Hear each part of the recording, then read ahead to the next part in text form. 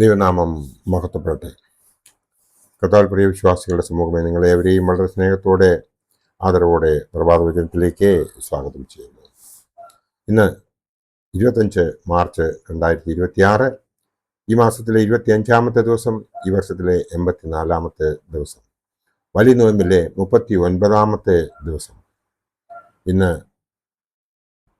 455-ാമത്തെ episode publish ചെയ്യുവാൻ ദൈവത്തിൽ ശരണപ്പെടുന്നു. ഇന്നത്തെ ദിവസത്തിൻ്റെ പ്രത്യേകത എന്നത് വിശുദ്ധ ദൈവമാതാവിനോടുള്ള വചനിപ്പ് അറിയിപ്പിൻ്റെ ദിവസമാണ്. ഇന്നത്തെ ചിന്താവിഷയം വിശുദ്ധ ദൈവമാതാവിനോടുള്ള വചനിപ്പ് എന്നത് ആണ്. ഇന്ന് എല്ലാ പള്ളികളിലും വിശുദ്ധ കുർബാന ഉണ്ടാവും. ആ കുർബാനയിൽ വായിക്കുവാൻ പോകുന്നതായ വേദഭാഗം വിശുദ്ധ ലൂക്കോസ് എവൻഗേലിയോസ്തായുടെ രക്ഷാസുവിശേഷം 1-ാം അധ്യായം 26 മുതൽ 38 വരെയുള്ള വേദഭാഗം ആയിരിക്കും. വിശുദ്ധ ദൈവമാതാവായ കന്യാമറിയാമിനോടുള്ള അറിയിപ്പിന്റെ ഞായറാഴ്ച ക്രിസ്മസിന് ഏതാണ്ട് ഒരു മാസം മുമ്പും കൂടാതെ മാർച്ച് 25-ാം തീയതിയും ആചരിക്കുന്നു. യേശുക്രിസ്തുവിന്റെ ജഡധാരണം സംബന്ധിച്ച് അറിയിപ്പ് പിന്നീടുള്ള എല്ലാ രക്ഷാകര പ്രവർത്തനത്തിന്റെയും അടിസ്ഥാനമാണ്. യേശുക്രിസ്തു ജഡത്തിൽ വന്നു എന്ന് വിശ്വസിക്കാത്ത അഥവാ ഏറ്റുപറയാത്ത യാതൊരു ആത്മാവും ദൈവത്തിൽ നിന്നുള്ള അല്ല എന്ന് 1 യോഹന്നാൻ 4-ാം അധ്യായം 2-ാം വാക്യത്തിൽ പറയുന്നുണ്ട്. 1-ാം ആദാം വിവാഹബന്ധത്തിൽ നിന്നല്ല സൃഷ്ടിക്കപ്പെട്ടത്. അപ്രകാരം തന്നെ 2-ാം ആദാമാകുന്ന ക്രിസ്തു പ്രകൃതി നിയമത്തിന് അതീതമായി കന്യകയിൽ നിന്നും ശാരീരിക പിതാവില്ലാതെ ജഡം ധരിച്ചു. കന്യക ഗർഭിണിയായി ഒരു മകനെ പ്രസവിക്കും എന്ന പ്രവചനവും സ്ത്രീയുടെ സന്തതി സർപ്പത്തിന്റെ തല തകർക്കും എന്ന മുൻ നിശ്ചയവും വിശുദ്ധ കന്യാമറിയാമിൽ സാക്ഷാത്കരിക്കപ്പെട്ടിരിക്കുന്നതായിട്ട് യെശയ്യാ പ്രവചനം 7-ാം അധ്യായം 14-ാം വാക്യത്തിലും ഉൽപ്പത്തി 3:15 നമുക്ക് കാണുവാൻ സാധിക്കും. ദൈവമാതാവായ വിശുദ്ധ കന്യാമറിയാം നിത്യകന്യക എന്നത് സുറിയാനി സഭയുടെ വിശ്വാസവും പഠിപ്പിക്കലുമാണ്. എഹെസ്കേൽ 44:2 ഇതെടുത്ത് പറയുന്നുണ്ട്. സുലിവാ നമസ്കാരത്തിലെ 3-ാം മണി പ്രാർത്ഥനയിൽ ഈ വിശ്വാസം പ്രഖ്യാപിക്കുന്നുമുണ്ട്. അത്ഭുതമായ സൽഫലമേറിയ തരു മരം, മത്സ്യം, തീക്കൽപ്പാറ എന്നീ 3 രഹസ്യങ്ങൾ കന്യകയിൽ നിന്നുള്ള ജനനത്തെ തള്ളിപ്പറയുന്നവരെ ലജ്ജിപ്പിക്കുന്നതിനുള്ള ഉപാധികളായി സഭാപിതാക്കന്മാർ നൽകിയിരിക്കുന്നു. മരത്തിൽ നിന്ന് ആട്, തീക്കൽപ്പാറയിൽ നിന്ന് വെള്ളം, നാണയം നൽകിയ മത്സ്യം, ഇവയെല്ലാം കന്യകയിൽ നിന്നുള്ള ക്രിസ്തുവിന്റെ ജനനത്തിന്റെ സാദൃശ്യ മാതൃകകളാണ്. വിശുദ്ധ കുർബാനയ്ക്ക് മുമ്പുള്ള ഗീതത്തിൽ മുൾപടർപ്പ് തീപിടിച്ച് കത്തുന്നതും മുൾപടർപ്പ് വെന്തുപോകാതിരിക്കുന്നതും മോശ കണ്ടു. അഗ്നിയായ ക്രിസ്തു വസിച്ചിട്ടും ദഹിച്ചു പോകാതെയിരുന്ന കന്യാമറിയാം നിത്യകന്യയാണെന്ന് സ്പഷ്ടം. ജനനത്തിന് ശേഷവും അവൾ കന്യകയായി തന്നെ സ്ഥിതി ചെയ്യുന്നതായി നമുക്ക് ചരിത്രം വായിക്കുമ്പോൾ മനസ്സിലാക്കാൻ സാധിക്കും. ദൈവമാതാവായ കന്യാമറിയാമിനോട് ഗബ്രിയേൽ ദൂതൻ അറിയിച്ചത്, നീ ഗർഭം ധരിച്ച് ഒരു മകനെ പ്രസവിക്കും എന്നാണ്. പെരുന്നാളിന്റെ രാത്രി പ്രാർത്ഥനയുടെ 1-ാം കോമായിൽ പറയുന്ന ഒരു പാട്ടുണ്ട്. കാതലിൽ ഉടൽ പൂകി ബാലിക തന്നിൽ വചനം വാണു, ഉദരത്തി നീ പാറിൽ കായികമായി ജാതം ചെയ്തു എന്ന ഗീതത്തിൽ ഗബ്രിയേൽ മാലാഖയുടെ വചനം, അതായത് ശബ്ദം, ജഡം ധരിക്കുന്നതിനെയാണ് പരാമർശിക്കുന്നത്.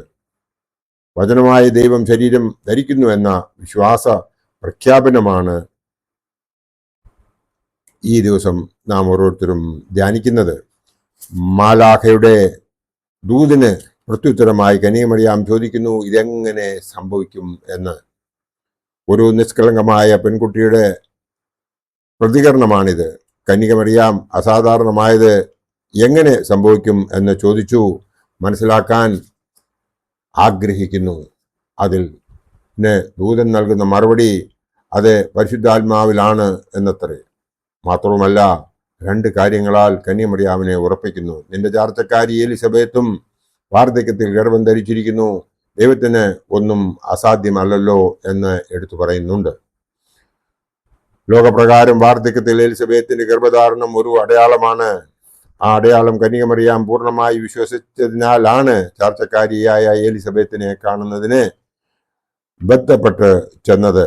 ആ സമയത്ത് എലിസബത്ത് പറഞ്ഞ വാക്കുകളിൽ കന്യകമറിയാമിന്റെ വിശ്വാസത്തെ ശ്ലാഘിക്കുന്നത് കർത്താവ് തന്നോട് അറിയിച്ചത് നിവൃത്തിയാകും എന്ന് വിശ്വസിച്ചവൾ ഭാഗ്യവതി എന്ന് ആണ്. ദൈവത്തിന് ഒന്നും അസാധ്യമല്ല എന്ന ഓർമ്മപ്പെടുത്തൽ ഒരു വിശ്വാസിയുടെ ജീവിതത്തിൽ എപ്പോഴും മുഴങ്ങേണ്ട സന്ദേശമാണ്.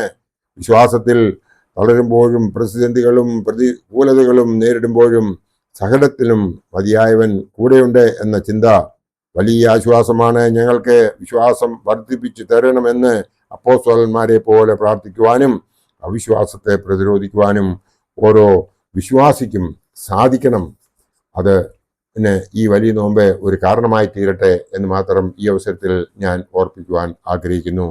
വിശ്വാസത്തിൽ ബലപ്പെട്ട വിശുദ്ധ കന്യമറിയാം പറയുന്നത്, ഞാൻ കർത്താവിന്റെ ദാസി, നിന്റെ വാക്കുപോലെ എനിക്ക് ഭവിക്കട്ടെ. കർത്താവിന്റെ ദാസി എന്നീ പദങ്ങൾ അർത്ഥമാക്കുന്നത് 3 കാര്യങ്ങൾ ആണ്.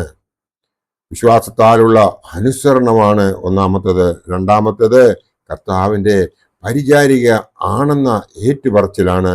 മൂന്നാമത്തേത് അറിയിപ്പിനോടുള്ള സമർപ്പണവും വിധേയത്വവും ആണ്.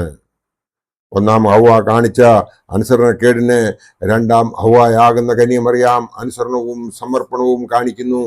ശപിക്കപ്പെട്ട ഒന്നാം ഹൗവായിക്ക് പകരം കൃപ ലഭിച്ച ഭാഗ്യവതിയായ രണ്ടാം ഹൗവയാകുന്ന കന്യകമറിയാം ഈ ആത്മീയ വളർച്ചയും മാറ്റവുമാണ് ഓരോ വിശ്വാസിക്കും ഉണ്ടാകേണ്ടത്.